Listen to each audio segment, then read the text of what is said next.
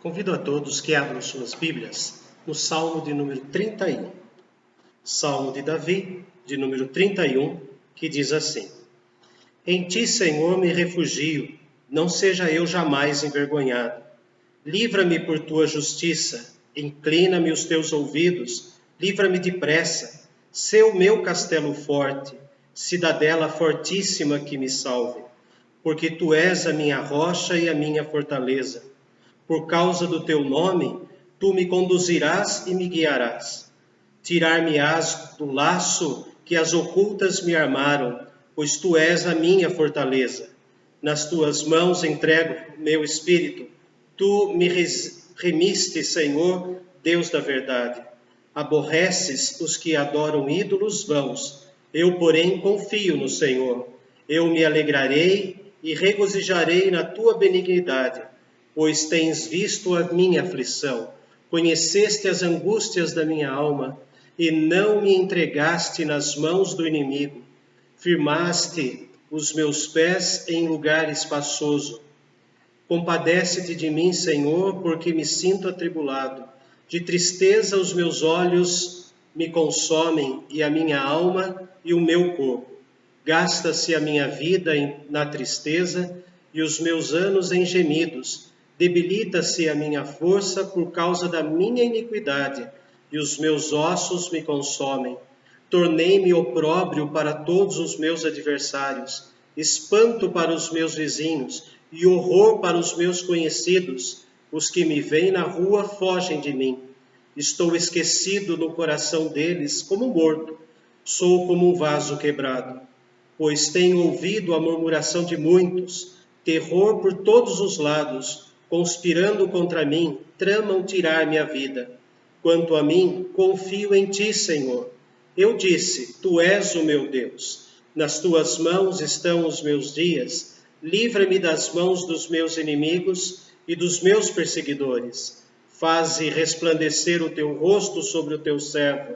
Salva-me por tua misericórdia. Não seja eu envergonhado, Senhor, pois te invoquei. Envergonhados sejam os perversos, emudecidos na morte. Emudeçam os lábios mentirosos que falam insolentemente contra o justo, com arrogância e desdém.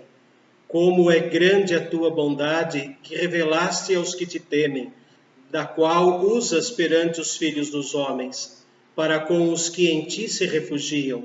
No recôndito da tua presença tu me esconderás. Das tramas dos homens, num esconderijo os ocultarás, da contenda das línguas. Bendito seja o Senhor que engrandeceu a sua misericórdia para comigo, numa cidade sitiada. Eu disse na minha pressa, estou excluído da tua presença, não obstante ouviste a minha súplice voz.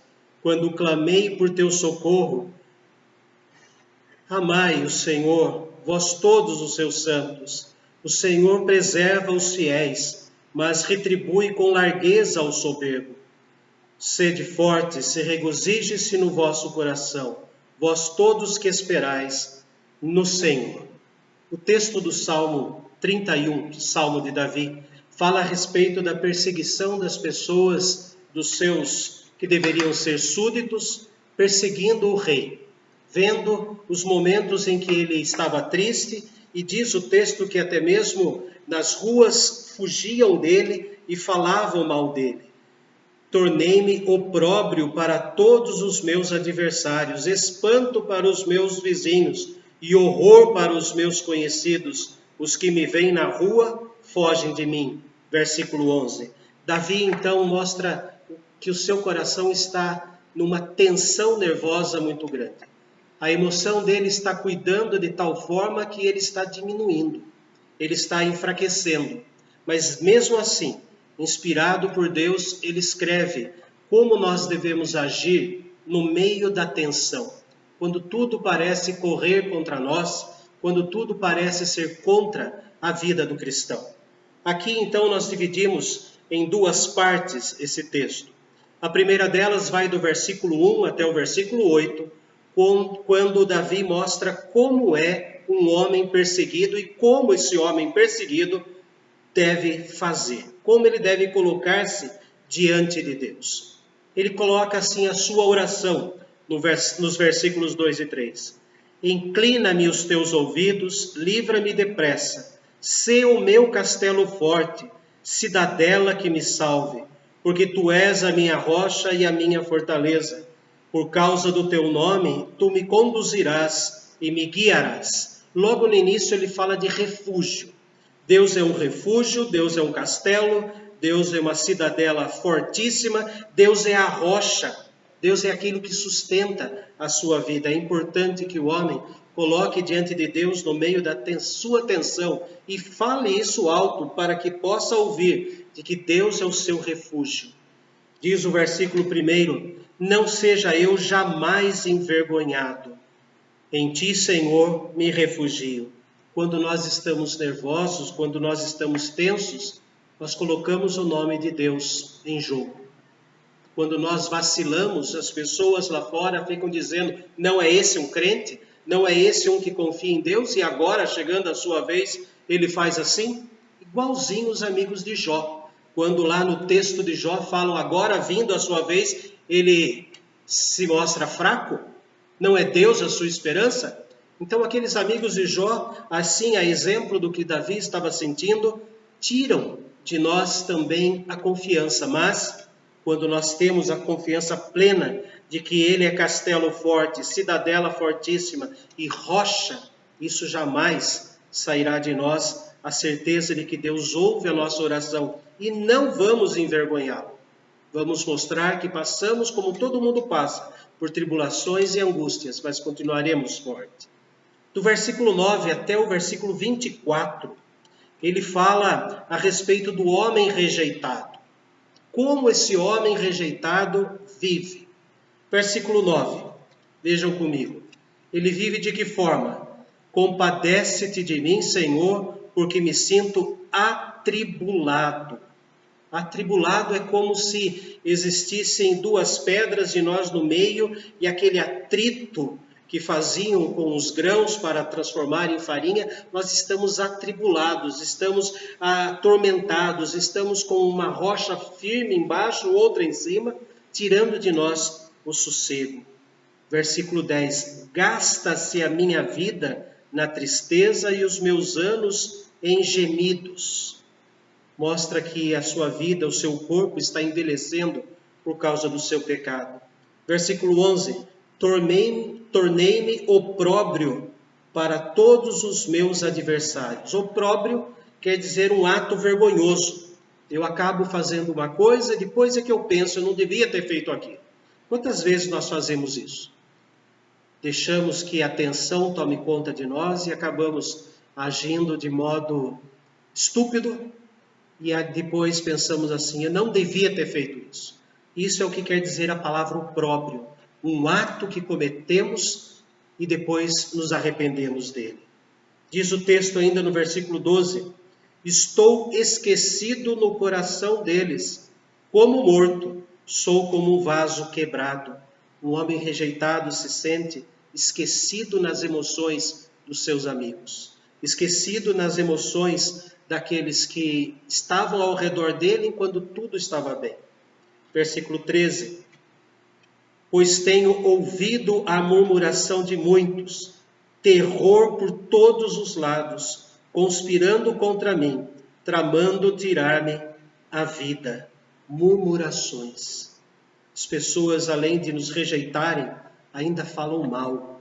Além de deixarem de lado e prestarem atenção nos nossos atos de opróbrios, atos vergonhosos dos quais nos arrependemos, eles também ficam nos atribulando, criando dificuldades cada vez maiores, criando atrito para que nós deixemos de ser fortes.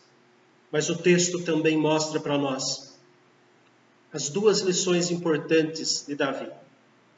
No início, quando ele se mostra um homem perseguido, ele fala a respeito que busca em Deus um refúgio para que não seja Deus envergonhado por causa dele. Mas nos versículos 7 e 8, enquanto ele aguarda, enquanto ele apresenta diante de Deus esse seu pedido, que Deus é o meu refúgio, o que ele faz enquanto isso? Versículo 7, Eu me alegrarei e regozijarei na tua benignidade, pois tenho visto a minha aflição. Conheceste as angústias da minha alma, e não me entregaste nas mãos do meu inimigo. Firmaste os meus pés em lugar espaçoso. O louvor dele. Eu me alegrarei e me regozijarei. Terei uma alegria que vai passar para outras pessoas, usando a palavra do momento, uma alegria contagiante, contaminante. Embora eu me sinta desse jeito, ainda vou ficar feliz, porque sei que Deus me acode, a benignidade de Deus. Há poucos vídeos atrás nós falamos sobre benignidade ou benevolência. É quando não é uma bondade só externa, mas vem lá do fundo do coração. Uma das essências de Deus é a sua bondade, sua benignidade. Os atos benéficos e misericordiosos de Deus nascem de dentro para fora dele. Não são atitudes externas, como de pessoas que são bondosas por fora, mas por dentro estão com segundas intenções. Enquanto ele é um homem perseguido, ele louva e busca Deus como seu refúgio. Entre os versículos 19 a 24, quando ele mostra que é um homem rejeitado e passa por essa dor emocional, ele fala também do louvor.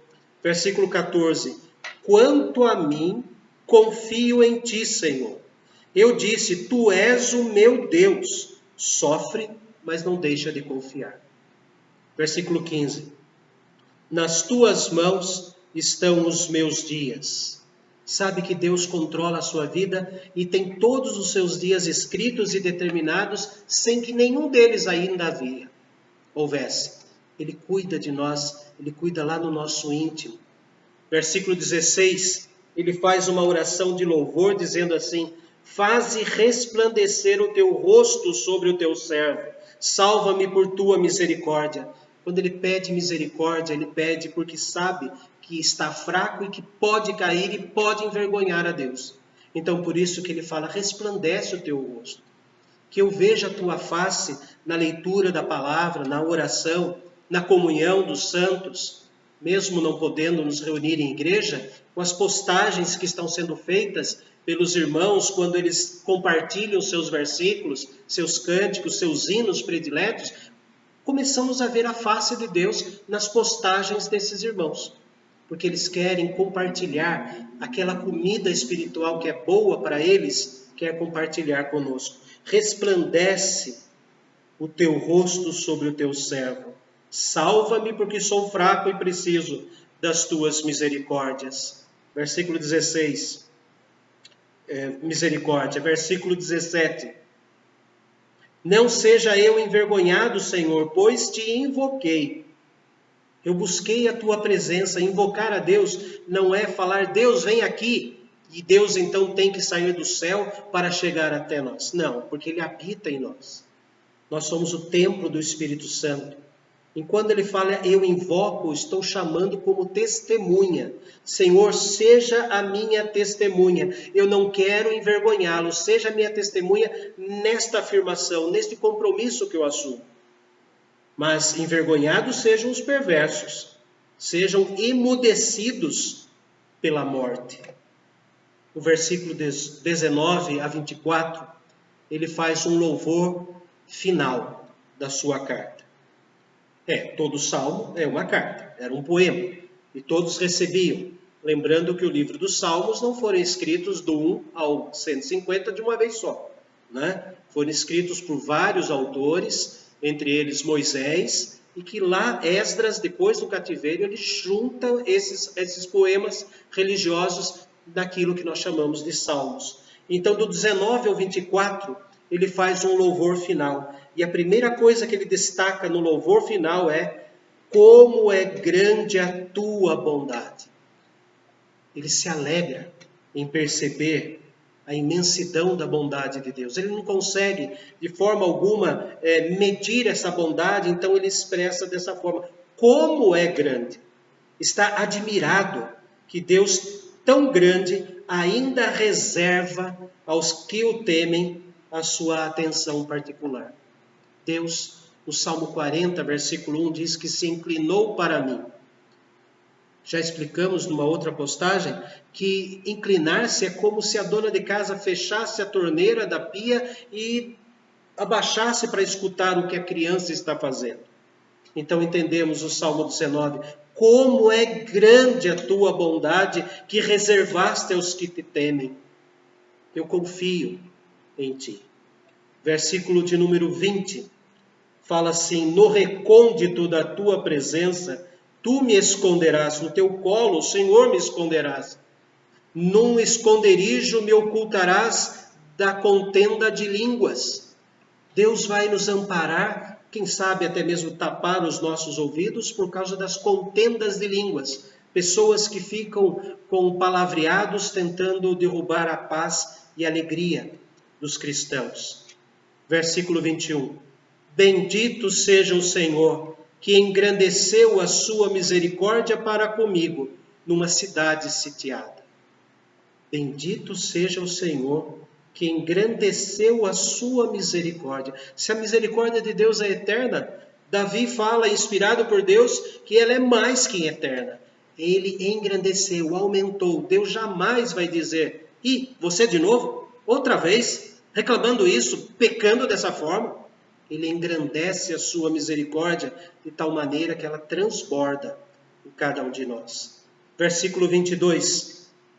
Eu disse na minha pressa: estou excluído da tua presença, não obstante ouviste a minha súplice voz, quando clamei por teu socorro. Embora confuso e achasse que o Senhor estava longe de mim, o Senhor não deixou de ouvir a minha voz. Não deixou de ouvir a minha súplica. O Senhor ouviu o meu clamor. Motivos de louvor. E ele termina nos versos 23 e 24. Agora numa convocação de louvor público. Amai o Senhor, vós todos os seus servos. Amem. Não apenas eu tenho que amar, mas vamos conclamar que os santos também amem ao Senhor. Porque o Senhor preserva os fiéis, versículo 23. Ele preserva cada um daqueles que são fiéis à tua palavra e sabem aguardar em silêncio, em calma, o livramento. Porque Deus sabe a hora do livramento. E no 24, então, como se fosse uma bênção, ele diz assim: sede fortes e revigore-se o vosso coração, vós todos que esperais no Senhor. Nesses dias, precisamos trocar palavras que fortaleçam e que revigorem a nossa alma. Precisamos compartilhar com todos esta bênção que Davi nos dá. Sejam fortes, fiquem revigorados aqueles que esperam em Deus. Santo Deus, nesse momento em que os teus filhos acompanham o Salmo 31, quando Davi coloca toda a sua aflição como um homem perseguido, toda a sua tristeza como um homem desprezado, rejeitado, ele coloca também os louvores neste meio. Por mais que tentem nos desprezar, nos rejeitar e nos perseguir, o Senhor continua sendo o motivo do nosso louvor, da nossa adoração. Que os teus filhos possam sempre compartilhar esses louvores enquanto aguardam o teu livramento. E que seja assim para a vida de todos nós, de todo o povo de Deus, de todos aqueles que te amam. E a graça do nosso amado Senhor Jesus, o amor eterno de Deus, o nosso Pai, e a comunhão com o Espírito Santo, permaneça no coração de cada um, hoje e para todos sempre. Amém. Tenham todos um ótimo descanso.